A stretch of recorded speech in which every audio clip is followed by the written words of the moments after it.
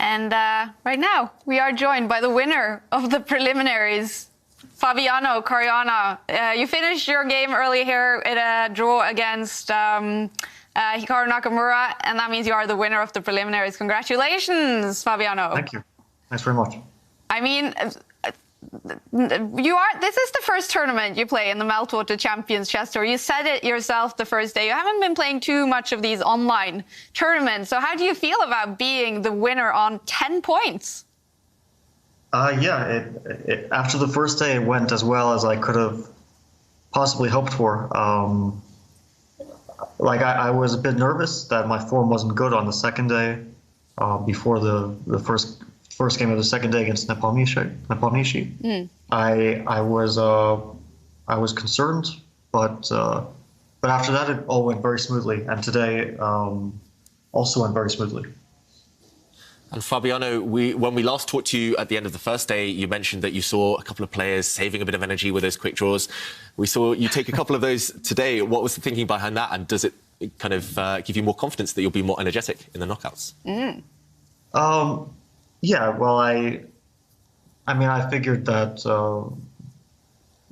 if my opponents are want to play it safe with white, and then I really shouldn't be going all out for a fight, especially since it takes a lot of energy, and to fight you usually have to show some preparation or something, and it was really unneeded for me. And there were two games against Hikaru and against Wesley, where we played this, this forced quick draw in the anti-Berlin.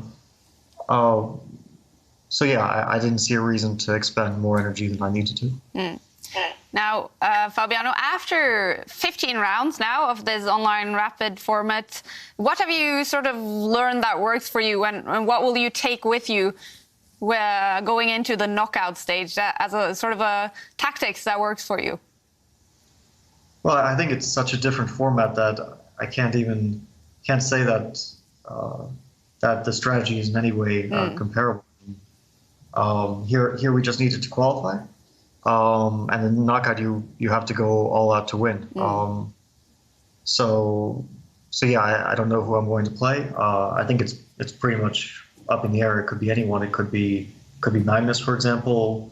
But I think that also Levon has an outside chance of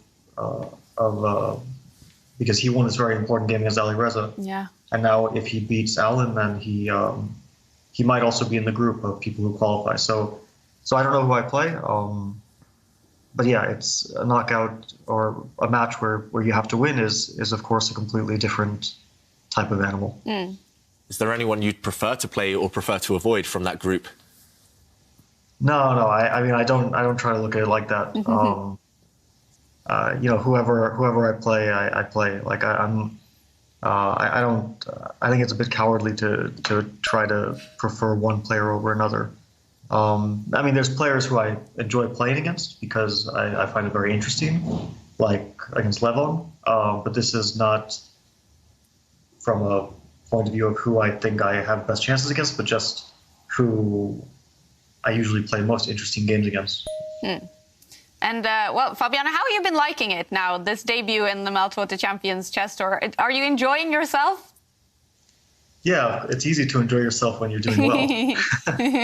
I would probably have a different answer if it hadn't gone quite so well for me. But yeah, so far it's been quite enjoyable. Of course. And I'm not sure if you're seeing now the game between Magnus and Timur Rajabov. Of course, we're very interested to see how it ends. Maybe it will be Magnus that you face. And if you're seeing it, if you can give us your expert verdict on what's happening.